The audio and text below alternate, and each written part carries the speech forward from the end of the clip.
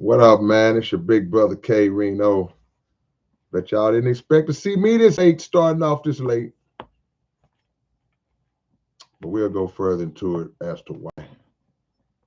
Um, but yeah, we'll see what happens tonight. We'll see what happens tonight. We'll wait and see. But I'm here. 2 something my time, 3 something on the East Coast. Only a little bit after midnight on the West Coast. Morning time in Europe, morning time in Africa, and we way into the next day in Australia. Other parts of the world, I can't readily speak on, but I think if you cover Africa, Europe, Australia, Hawaii, anything going in that direction, you pretty much covered it all. But nonetheless, we're here. And I'm on here so late because I had 2 events that I had to attend tonight. And I had to go attend 2 events. So, true to my word, I showed up at both of them. And here we are. But I thought about it. I said, you know what, man, maybe I ought to just wait and just come on here and holler at the family tomorrow. But then I was like, you know what? Nah, I just felt like coming on and talking with y'all tonight. So whoever shows up is who shows up. I humbly ask y'all to hit the like button as y'all come in. That's that little thumbs up symbol. Just click the like button. We have a really small, modest community. We don't have a lot of people in our little world, but I'm very grateful and appreciative to the people that we do have in our world because all of y'all are consistent. All of y'all are OGs in the chat. And many of y'all have been just ride or live fans and supporters of your big brother for a long time. So I appreciate y'all. And, God is great. Um, I would be remiss if I didn't start this live by just shouting out to the OG Michael Watts. We lost Michael Watts today, and he, the thing that gives me peace about Michael Watts passing, just speaking for myself, because first, God, thank God for blessing us with that brother. That's number one. Secondly, um, prayers to his family, condolences to his family, um, his children, his wife, and all of the fans and supporters that he has gained over the years. But for those of y'all who may be from different parts of the world, different parts of the country, and y'all don't know who Michael Watts is, you know, I'm sure everybody on here may have an idea. Some may, if you're from, I see my homie Jamarcus South on there. I know he knows. You from the region, you know who Michael Watts is. Um, Matt Greer knows who Michael Watts is. But for those of you who may not, or you maybe just heard the name, and oh man, I hear the name, but I'm not really. Michael Watts is a legendary DJ here in the city of Houston.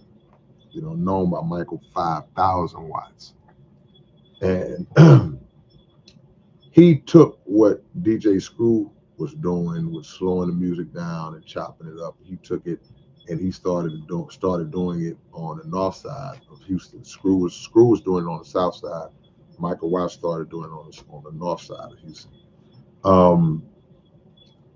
He started a record label called Swisher House Records. And if you're not familiar with Swisher House Records, then you should be familiar with these artists that I'm about to name. Michael Watts, who we lost today, is responsible for us knowing, for us having Chameleonaire, Paul Wall, Slim Thug, Mike Jones, J Dog, Lil Mario. Who else am I forgetting? Big Tyke, Lil Pat. Who else am I forgetting? But just some of those names I named. He even brought Lil Kiki over at one point. Lil Kiki, who's from the South Side, was a part of the Swisher House record label. So you're talking about a lot of gold and platinum artists that Michael Watts brought up under his umbrella that all went on to do great things, not only while on his label, but after they left, they went on to become the household names that they are right now. So DJ Michael Watts, who was still very active, even up close to the time of his passing, was very instrumental in the history of H-Town music, the history of H-Town rap. Very instrumental. When you can have that many great names on your belt as people that came up under you, that you helped to blow up from a career standpoint, just that alone, from a career standpoint and in a historical significant standpoint, his legacy is set in stone. We don't have to worry about that. But to speak about 50-50-20, appreciate that, Matt. To speak about Michael Watts as a person, and while I won't act like, we were just close or we hung out a lot, I had many, many, many interactions with Michael Watts just over decades, because a lot of times when I would get booked for a show, a lot of times he would be booked as the DJ for the concert. So a lot of times Michael Watts has been behind me doing my set at shows. But it probably took years before we ever just had a conversation. I had always, of course, knew who he was, but once you talk to him, it's like, man, this is a really down to earth, humble, good dude. And in recent years, we had interacted a few other times where I kind of knew his demeanor, his persona, and his character. Even on our podcast, on the Underground Dialogue podcast, we've interviewed Michael Watts on our podcast, and he's been on our podcast a couple of times because one time he came up there where we interviewed Young Bleed, coincidentally. So not coincidentally, but when we interviewed Bleed, he came up there with Bleed. But just a good brother, man. From my view, always an even keel, level-headed guy. And I know for his family and for all his fans and supporters that got love for him, I know, they feeling it right now because the city of Houston has taken a loss from a artistic standpoint, but bigger than that, just from losing a great brother, a great man. We've taken a huge, huge loss. So, much love and respect. May Allah be pleased with his works of good, and blessings to his family, man. And like I say, he won't be forgotten. He was the North Side DJ Screw. Just to make y'all understand who Michael Watts was. He was the North Side DJ Screw. So respect to Michael Watts. I couldn't even start this live without, giving him that, And I'm glad that we interviewed him, because that gave us opportunity. We don't have no problem giving love and giving flowers to people, man. And when you do that, you find that you never leave anything on the table. You know, in the unfortunate event of somebody passing away, you never leave anything on the table. You can feel at peace with yourself that you gave that person the love. So, but what we'll do, man, we'll do an open topic, quick open topic, because it's late. So I appreciate y'all for being here. You know, the few of y'all that came in that's hanging out late with me tonight. Um, and we'll get it in. We'll get a few things in, man. You know, I always like to, I always like to catch y'all on Friday. Knock something over. I always like to catch y'all on Friday, and but this is a little late. This is even late for me.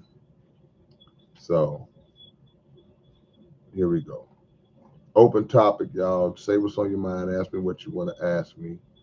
And if I know the answer, I'll say, yeah, I know it. And I'll try to answer. If I don't, I'll say, nope. And the rules are respect and maturity. We're grown people. We don't troll. And we respect each other. Regional Sky Girl. I'm a little hoarse, so I ain't hit my notes like I normally hit when I sing your name out. Says greetings from an undisclosed hotel and an undisclosed city, getting ready for an early morning flight. My advice to you, if you can drive or take a train or bus, that's what you should do. Give us some insight if you can, because I know that the airline situation was a mess a while back. What is the status on that? If you can briefly give it to, what is the stat? What is your, it's like I'm interviewing you now. What is your reasoning for saying basically, hey, if you ain't got to fly, don't, you know? Because I can tell you, me personally, I don't like long car rides. I don't like long road rides. So a lot of times I'd rather just catch a plane and get where I need to get. But you being a flight attendant, I'm assuming, what are you seeing out there? What's going on that we need to know as to why you're saying take a train, a bus, or drive, or ride a horse to where you need to go? Because we need to know this information. I mean, you know, whew, America is like you ever had a string on your shirt and you put it and it just starts just tearing the whole shirt up? Yeah.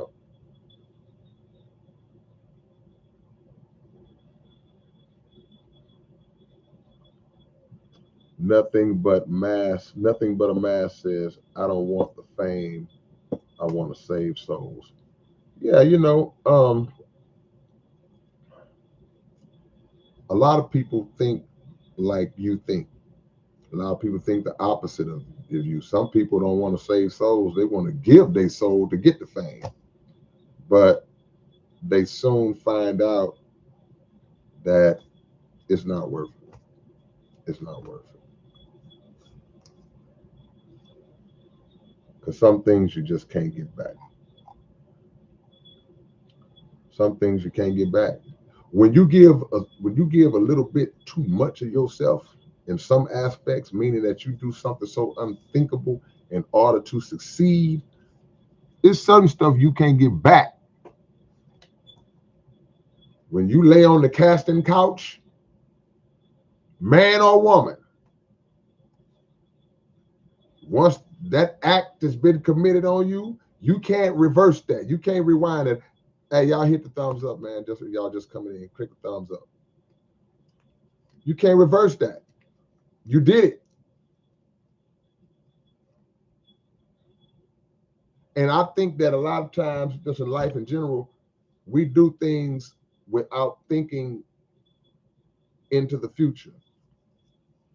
We do things that we may want to do in the moment or think we have to do in the moment. See, wanting to do it means, hey man, I'll do whatever it takes. Whatever it takes to do for me to get put on, they're gonna put me on, man, I'll do whatever. Male and females think like this, right? So, but you also have people who don't want to do it. There's something in their gut that knows like, this ain't the best thing for me to do. But they feel they have to do it. Because if I don't do it, they're going to give this movie role to somebody else. If I don't do it, they're going to get this record contract to somebody else. I really need to get on. So we're trusting in all of these entities, but we're not trusting in God and ourselves to get us to a point of accomplishment that we want to reach. So you look to the left, look to the right, look to the left, and go, all right, come on. See? And that's not the way we should be moving, man.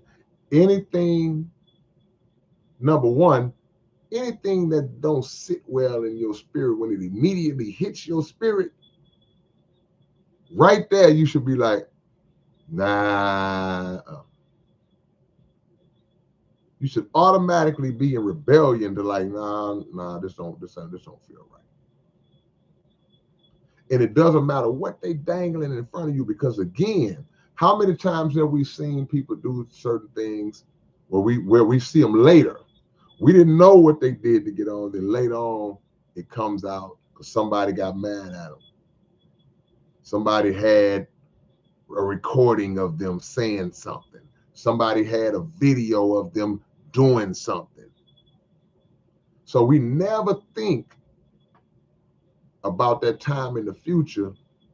Hey man, this thing could come back around and bite you. You never think about what kind of mindset you may be in 10, 15 years from now. You probably didn't have any problem just being buck wild back in the days. But then you got older and you had a couple of children. Then you got older, and as you went on your life's journey, you found a higher moral ground. And then you realize some of the things you did and you become embarrassed. Like, So the biggest challenge becomes to try to figure out how to not do that before you do it.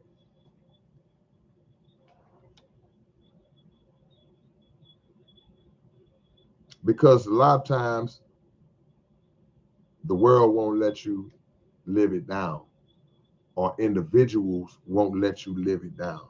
It's like in our individual lives, you do something that you shouldn't did, you hurt somebody, or you cheated on your wife, or whatever it is the case is, and it could be in one moment.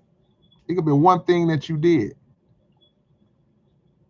But there may be individuals, it could be the individual you hurt that has so much resentment that they never let you live it down. Or it could be people around them that never, you will always be that to somebody. It could have happened 25 years ago, 30 years ago.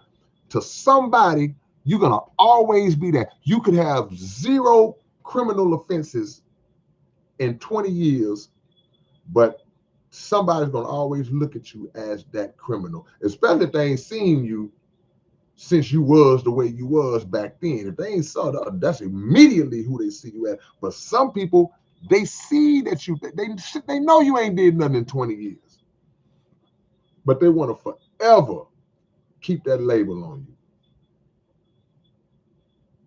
But the reality is, they're going to have a label. They're going to hate you when you're trying to do right, when you haven't done that. Savage Philosopher says, yo, you are at 70,000, folks. No, I'm not. You want me to tell you why I'm not at 7? See, it looks good on the screen, and I appreciate the Savage, but it looks good on the screen. Wow, 70,000.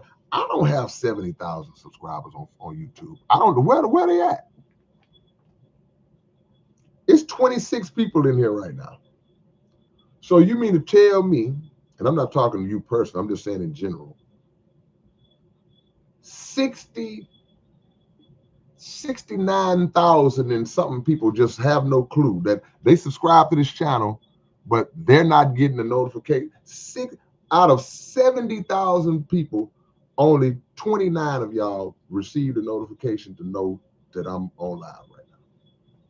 If I have 70,000 subscribers, that should be at least 10,000 people in here right now. My videos that I do every day should at least be getting 10,000 views minimum per video.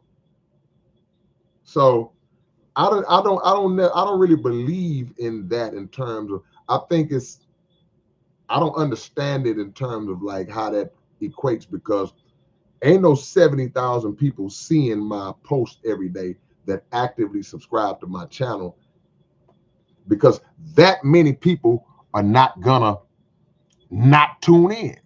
You're not gonna get all of them.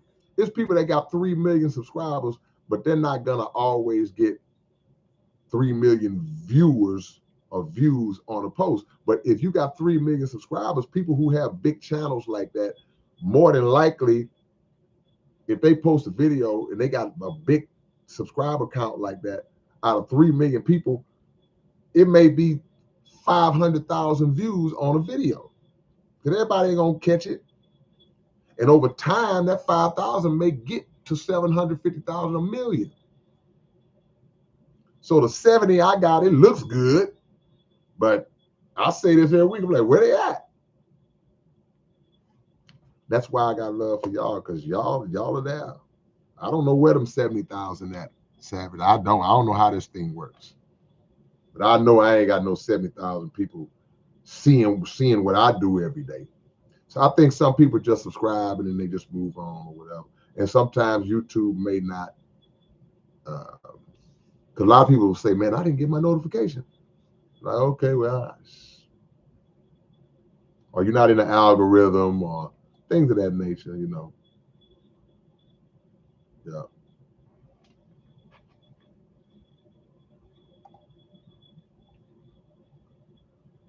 Let me look for the answer to my question I asked my sister earlier, if she's still on here.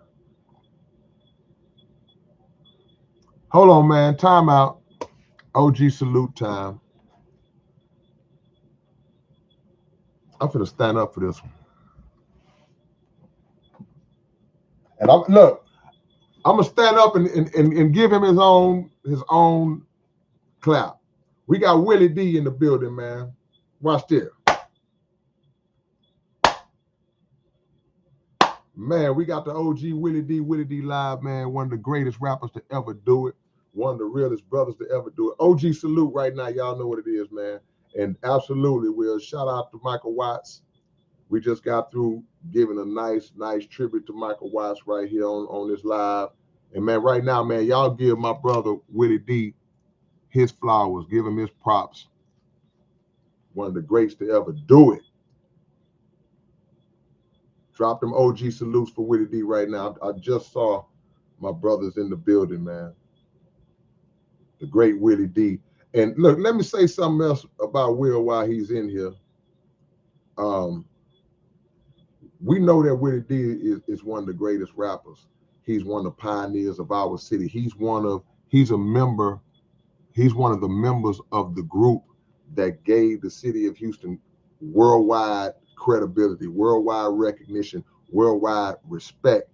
But Willie D is also an activist. And I don't know if you've ever been given that label. I don't know if you ever even considered yourself to be that, or if you set out to be it, but just your acts are what makes you an activist. The things you act on, the things you speak on. You know, this brother speaks truth to power without fear of consequence. And see, and that's the thing. Those are the types of things that me personally, that I respect. I don't like when people who have a platform and not just a platform.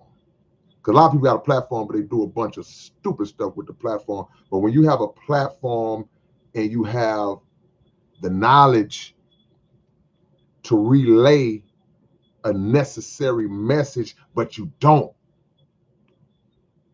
that's a waste, bro. That's a waste. So a brother like Willie D, who has the platform he has the knowledge, and the third component is the courage to say, okay, yeah, I got this platform and I know what I know. Not only do I know what I know, I'm gonna say it, even if what I'm saying is going to be unpopular to a certain sector of society. I'ma still say it. Why? Because number one, that's what I stand on, that's what I believe in. But number two, my people need to hear it. So yeah, man, every time I catch you, Will, I'm gonna give you some love, man. I appreciate you sliding through with us, man. No question about it. One of the greatest to ever do is my brother.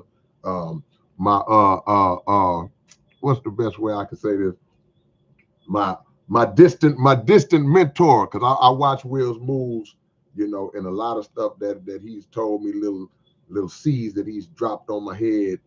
I still incorporate that stuff and I pass it on. I tell other people the same thing, and I make sure I give you credit. I make sure you get your publishing. I say, man, Willie D told me one time, blah blah blah, and whatever, man. So I appreciate you. Regional Sky Girl, did you answer that question?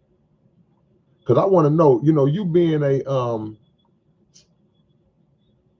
a flight attendant, if you saying, what's going on in the airline realm. I haven't flown this year. I went a few places last year and I didn't have any issues, but I know with the way that this current administration is running the world, everything is coming apart, running the country rather, everything is coming apart. Every aspect of society is just breaking down, and it's trickling down to everyday ordinary things that we do are becoming increasingly more difficult to do. So yeah, the gospel says the weather's back down again. A couple of people died outside for sure. All my plants are dead. Yeah, man, and this is another thing that we want to do, and I want to try to encourage y'all to do in y'all's respective cities, man. Man, get with a few of your people, and y'all put together a blanket drive, man. And I know it's not a lot, but get with a few of your people, man. It's been cold in Houston the last week or so by our standards. We spoiled in Houston. We touched 35, 30 degrees and we losing our mind. If it hit 28, 29, we act like, it's the worst thing in the world. But that's still cold for us. But in other regions where y'all get all these different inches and feet of snow, and now we have this weather that's really striking the whole nation. Get with a few of your people, man, and do some blanket drives and try to get with the homeless people and give away some stuff that can help, man. It ain't nothing worse. And I saw this last night. It ain't nothing worse than riding around and seeing somebody sleeping outside and it's 35 degrees outside, my city. But if you live in the Midwest and it's 12 degrees or 2 below, where it really gets cold, man, it's nothing worse. And I know they got shelters in different parts of the country in different cities, but some places you don't. You still see people out there homeless. And I saw a guy last night that looked like he was trying to wrap himself up. I don't even know what this was that he was trying to wrap himself up in, but it wasn't a blanket. It looked almost like some kind of tinfoil like material. I don't know what it was, but it's nothing worse than seeing that and then in that moment not having anything that you can provide or give to that person, to bring some comfort to them just in that moment. Because a lot of us, many of us cannot relate to the concept of sleeping outside because you have no other choice but to sleep outside. Now think about you being somewhere right now and you might be standing outside talking to somebody for 15 minutes and you like, hey man, I gotta go, man. It's cold out here. And you get in the car and you still trying to warm up as you get in the car. But imagine it ain't nowhere to go. You just out there. You just out there, you know, and you have to find a way, you have to try to find a way to acclimate to a weather condition that human beings shouldn't be exposed to for a long period of time. So at the very least, man, you know, it's not a lot that we can do, but nobody can do everything, but everybody can do something. So make sure just get with 10 or 12 of your homies, man, and say, man, let's go get some blankets and stuff and just give some of this stuff away. Socks and gloves and, you know, hats and stuff like that, man. Just something to make it a little better, man. Just to make it a little better.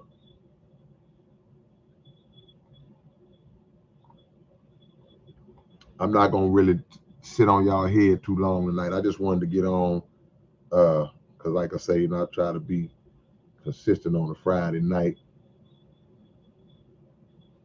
Willie D taught me about the consistency, y'all.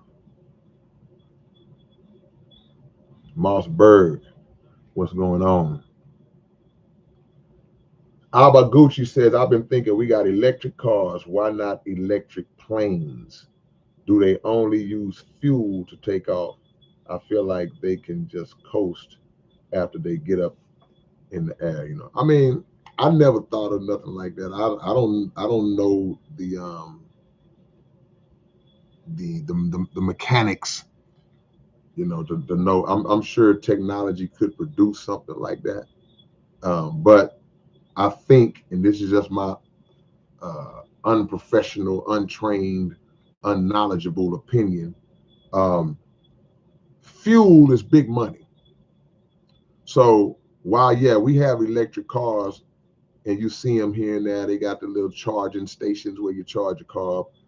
The predominant driver of the car, no pun intended, is fuel.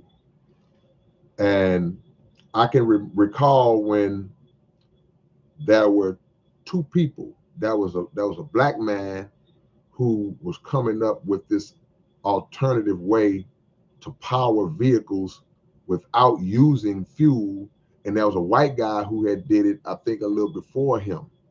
Both of them ended up dead. And I'm not a conspiracy theorist, but I do subscribe to conspiracy. And I just know that anytime in America, in particular, if you are coming up with anything that might seem to threaten that bottom line on something that they really, really, really depend on,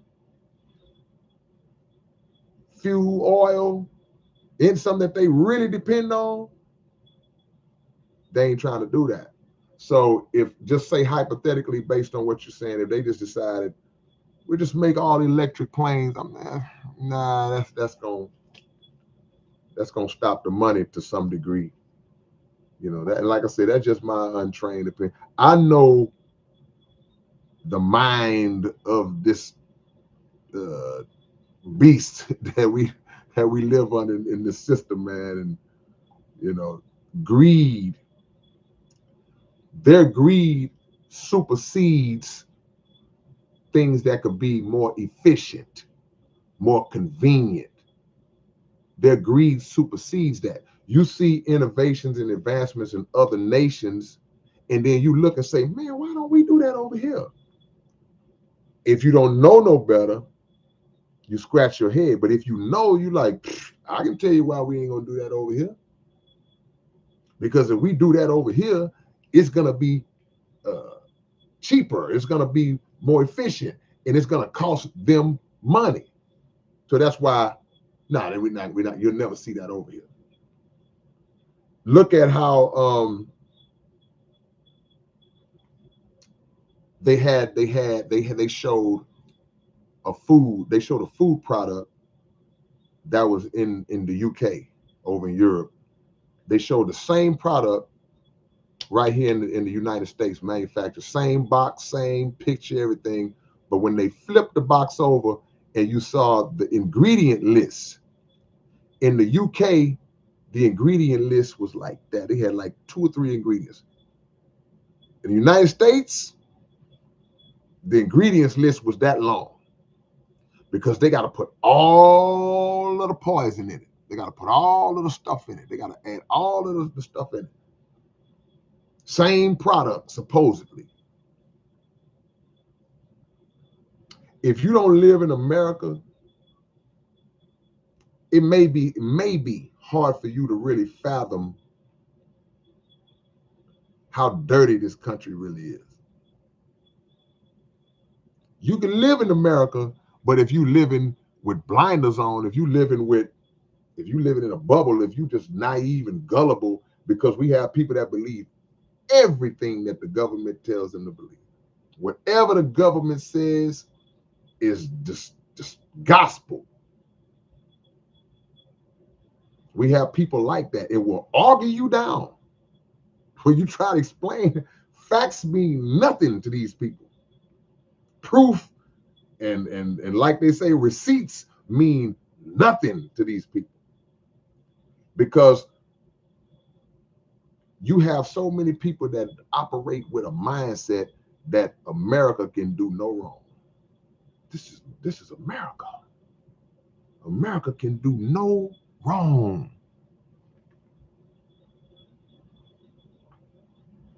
Yeah.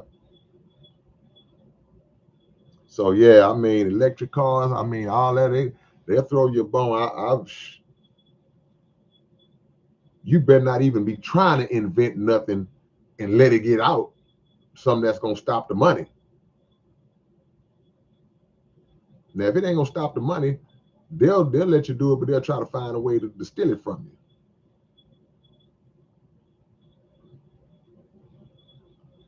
M. Gray says, "What up from MD Anderson, recovering from cancer." Man, God bless you in your fight to recover from cancer. Recovery, I hope it's in remission. I hope it's gone.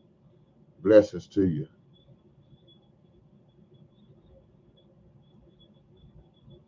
Yeah.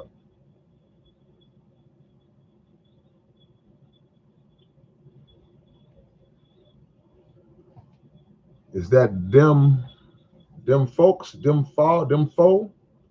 Say you fight the greatest fight, jihad in your heart and your mind. Yeah, jihad is in here. Jihad is in here. A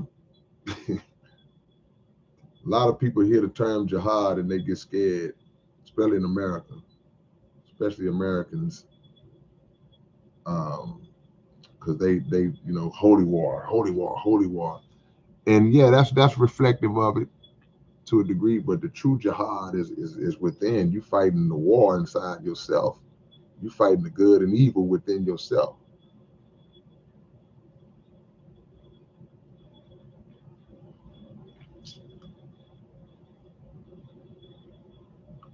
Yeah, man, real quick with y'all. Like I said, I ain't gonna be long. Y'all think I might? There ain't no reason to shadow ban me. I ain't busted a grape in a fruit fight. I tried. I stay on their head.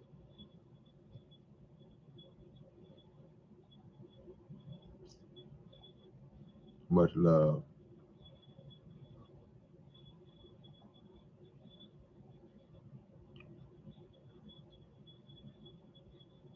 National security says the devil is truly in the details. That's a fact. But we don't like to read. We lazy. We have gotten lazy, man. Kind of always been. Massini Troy says, I grew up being brainwashed by your great nation. All the music and movies, I'm all right now. Yeah, but you still have to know how to sift through, because I'm the first one that'll say, man, you know what? A lot of rap culture has contributed to a lot of our problems and issues as a community, as a people. But I don't let them get away with trying to say the whole of rap culture, the whole of this, the whole, no. You got to know how to sift through and find the gems and say, well, nope, what about this one? What about that one? You know, we're not just going to put it all on, you know, this the culture on a whole, you know. We've all played our role. We've all been complicit to a degree, but everybody should be judged on that totality of work. You know, you don't judge a person or people on their lowest moments. What's up, V? I see you down there in South Texas. Good to see you. Blessings to y'all. I was hoping Regional Sky Girl came back. I really wanted to know. Okay, there she is. Hold on. She giving us some game on the electric car. She said electric cars don't have enough electricity for a plane. Wow. Okay. I would never get on an electric plane. That thing would be going down. Okay. See? Teach us. You don't have enough electricity. Yeah, because they got to charge the cars and all that. I'm never been in an electric car. I don't know how it works. I don't know how long, how many miles you get. I don't know none of that. Yeah. Okay, I missed you. You said I'll just say I just called out sick and I'm on my way to the city that is currently home. Okay, you did answer. Let me go back and find your answer. Let me go back. My bad. Because I really want to know. I really want to know. So let me try to sift through and find the answer.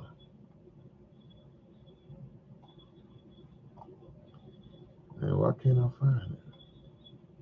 Hold on, y'all. Y'all bear with me. Bear with me for a minute. RIP to the great Michael Watts. You know, let me say this too about Watts.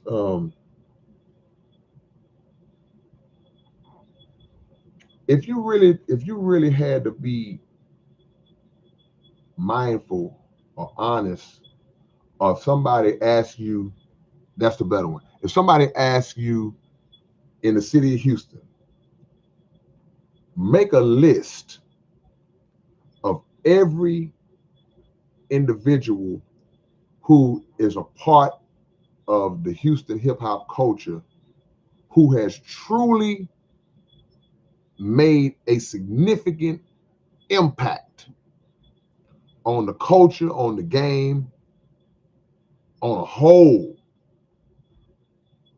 The truth of the matter is that list would not be a long list. It wouldn't be a long list. But Michael Watts' name would be on that list. So DJ Screw on that list. Ghetto Boys on that list. Swisher House, Michael Watts on that list. We'll claim UGK as H-Town on that list, where you can look and say, well, man, people who helped shape the culture. Watts did what Screw did. He did it on the north side, what Screw did on the south side. But one of the things that Watts also did, he took it to the radio station. And that was one of the differences. Screw brought it to the street. Screw had the tapes circulating and everybody in the street was getting the Screw tapes. Screw was still doing it underground. Screw had lines of people coming to his door and then later on to his shop buying these tapes. Watts took it to the radio, where now these artists are being heard on the radio. Long before that was internet radio station, where it was like, you're talking about mainstream commercial radio, Clear Channel Radio 1, those entities where at any given time is hundreds of thousands of people listening. So Watts is from the old school, from the mindset of where DJs actually broke new music. And watch this, he was still doing it. I'm not talking, I'm speaking about something that was happening 20 years ago. Yeah, he was doing it, but he was still doing it because Watts was still on the radio station. Was still on the radio station to this day. So when you make that list, it ain't gonna be many people that you can really listen to, man. Most impactful artists, DJs, whatever, most impactful participants in this culture to come out the city of Houston, his name is on that list. Short list. Ain't no top 50, top 100 on that list. It's only a handful of people that was doing this. Houston. So, you know, you mourn the loss, but you also reflect back on the accomplishments, and you're like, man, you know, when you reach a point where God has allowed for that period to be placed at the end of your sentence, all you can ask is that when people reflect back in their mind, or when people read your history, that you got some stuff stacked up. That's all you can ask, man. And that's up to us. That's for you to do. You make the most out of the time. You be as productive as you can. If I'm not mistaken, somebody told me that Watts was 52. Now, I didn't know. For some reason, I thought Watts was either my age or a little older. I always thought Watts was a little older than me. But maybe that's just the way he carried himself, because Watts was real stoic, brother. You know, I always thought Watts was old, but I didn't know Watts was younger than me. But the point I'm making is that it don't take a lot of time to make a mark in this world that's long lasting. I had a song one time where I say some of the greatest men that ever lived never reached 40. So you think about a Malcolm X, you think about a Dr. Martin Luther King, you think about Jesus Christ himself. Some say he was 33, some say he was 36, some say, but all agree he never made it out of his 30s. So the point is, these are men, and we have women as well, but these are men whose names still are mentioned all throughout the day, every day, all over the world, because of the work they put in the short time that they was around. You ain't got to be around a long time. The goal is to be around a long time. Make no mistake about it. But you could be 89 and ain't never did nothing with your life, ain't never left the porch. So Watts at 52, see, you don't realize how young these ages are until you lose somebody at that age. So that, man, 52. That's young, man. Super young. Super young. You don't realize how young these ages are, or certain ages are, until you get there. So when I mention Malcolm, when I mention Martin Luther King, think about it on this level. I use myself as an example. I'm at an age right now, bro. I'm at an age right now that at the age that Martin Luther King and Malcolm X passed away, me right now, I'm old enough to be their father.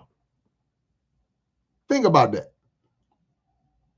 If you 55, 56, 60 years old, you are old, you at an age where you are old enough to be the father of Martin Luther King and Malcolm from the age that they passed away. Of course, they came long before us.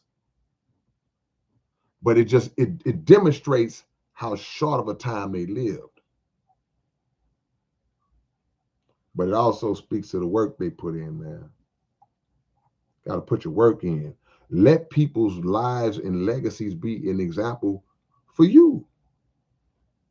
It's like, man, he put some work. He put that work in. Then you read all this stuff at the funerals and things of that nature. Then you start to reflect, like, man, he did all that.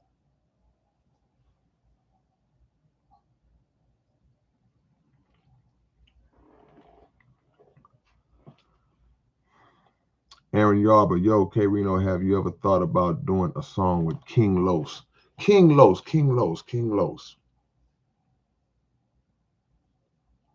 I'm familiar with that name. You would have to like really bring me up to speed. King Los.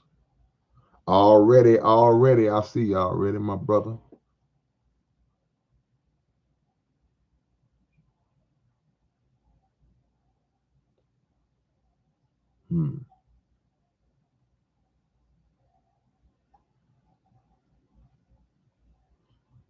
EVM, I see you.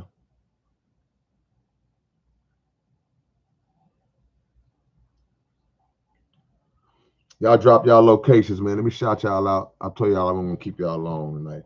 Drop y'all locations, man. Say King Los was Diddy's artist like 10 years ago. Appreciate that. Is that B Rashad? Okay, all right. I know I heard the name before, but I can't say I was familiar. Let me shout y'all out. I see you, Glandoy. Look, Lando hitting up Tupac, 25 years old. Think about that. Tupac was 25 years when he passed. How many times you think Tupac name gets said a day right now? How many times did a Tupac song play today? It's what you do with the time you got, man. Lando is in Little Rock, Mossburg in Seattle. Phantom Face, my brother in the 614, that's Columbus, Ohio. Michael Bunton is in Dallas, Texas. Ethan in Smith River, California.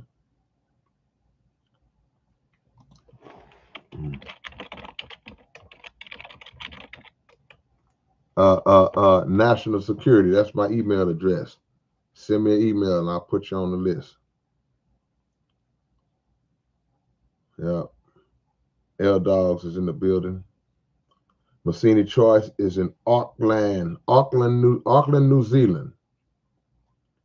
Glandoy is in Toledo, Ohio. Matt Greer, Stephenville, Texas. Chris B is in Colorado. The Gospel is in New Caney.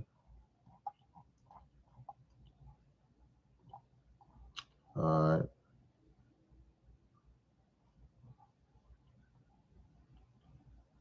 East Side, okay. Aaron is East Side. Aaron, Eddie Lopez. What's the Hague? You say E from the Hague. What's the Hague? What is that?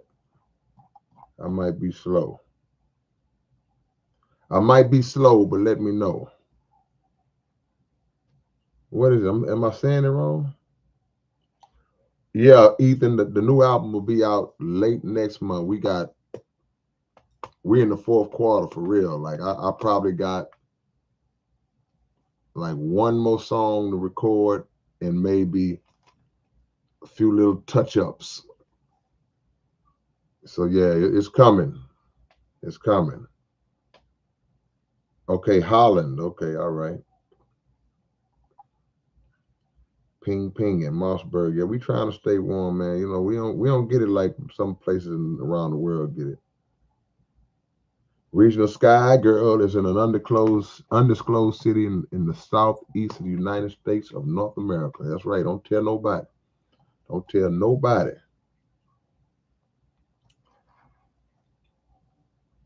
All right, y'all. I'll catch y'all later, man. Y'all go check out the latest episode of the Underground Dialogue podcast with my brother. South Park Coalition's own, the one and only Murder One, was our guest this week. Y'all make sure y'all go and check out that interview. Learn some stuff you didn't know. National security in Minnesota, I got you. And I appreciate the love, man.